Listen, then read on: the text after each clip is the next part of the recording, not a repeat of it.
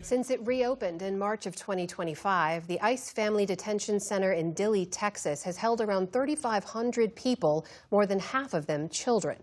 The center was first opened in the Obama administration, shuttered by President Biden in 2021, then reopened under President Trump last year. As reports of contaminated food and the spread of measles have made national headlines, ProPublica went inside the facility and through phone calls, letters, and emails spoke to 24 detainees about the treatment of minors inside. Michael Rosenberg of ProPublica joins me now. Michael, welcome to the NewsHour. Thanks for joining us. Thank you so much for having me. So as you've been speaking with these detainees for weeks now, half of them kids. We should just point out, these are some of the kids you've been talking to. 18-month-old Amalia and her family. She's blowing kisses to the screen here. 13-year-old Gustavo. I know they're sharing their experiences with you. Just tell us about what some of the common threads are, some of the common stories you've heard from them. Well, I think one thing that really stands out in what's happening in Dilley now is that, as you mentioned, this facility opened up during the Obama administration and families were housed there, but they were mainly families who were coming across the border and were there supposedly for a short period of time and hoping to be released into the United States or to come here for the first time. But what's happening now is many of the children that I spoke to are actually kids who've been living in the United States for years, and their families were picked up by ICE arrests in the interior, some of them at regular check-ins. And so a lot of the kids that I talked to had really, in some cases, established U.S. lives. Some of them spoke perfect English. Some of them were in the middle of their high school years when they were detained. And so that's one thing that was quite different than in the past. And we mentioned those reports about measles cases and some inedible food. Did you hear some of that from the kids inside? Yeah, we heard one of the things that we were trying to do with this reporting was really to get the kids to talk about their experiences in their own words. And so one of the things that they did is some kids about what they were going through, drew pictures about their experiences, and they talked about the repetitive food, some of them saying that they were sick constantly or getting sick, they maybe believed from the water. But some of the more vivid descriptions about the conditions really came from their mothers, who I spoke to over the phone or who emailed me. And they would talk to me about food that they could see or they believed was contaminated and that it was giving their children sickness. And, you know, the administration says that these conditions are not what they're described as, but this is from the firsthand experience of the detainees inside. One thing that we did find is that there were over 300 kids who had been there longer than the average of 20 days, which is what under a longstanding legal settlement is supposed to be the standard of how long kids should be detained for and no longer.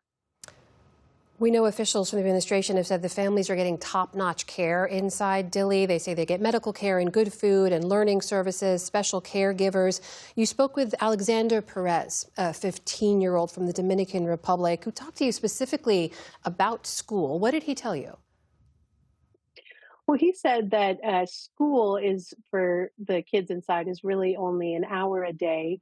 Classes are capped at 12 kids per class. And they said that it really only consisted of kind of worksheets, handouts, and that because the different age groups are mixed together. And so a lot of the kids, as I mentioned, who were sort of in the middle of their school year were really missing their education. They were worried about falling behind. Is it just a matter, Micah, of repetitive food and inadequate learning, or is there something more serious in terms of the emotional or mental toll that you saw? I think their parents were very worried that they were experiencing more serious distress. Mothers told me about some kids who were self-harming, who had cut themselves, other kids who had spoken of suicide, kids who were very, much older than they should have been, starting to wet their bed, not being able to sleep well at night.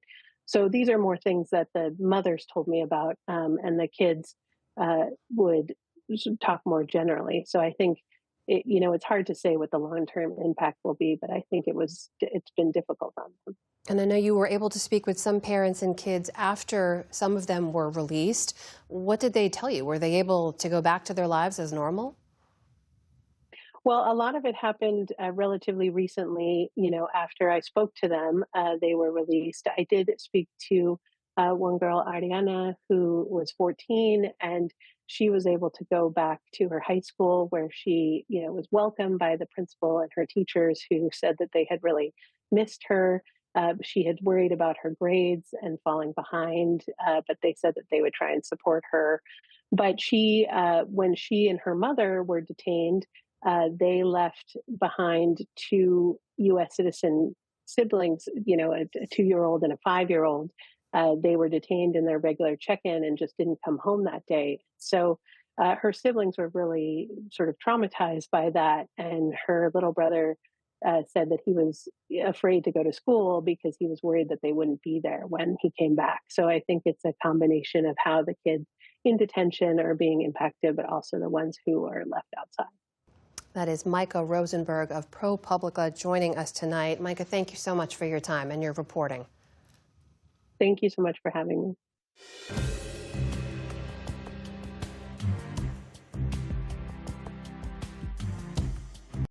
Support journalism you trust. Support PBS News. Donate now, or even better, start a monthly contribution today.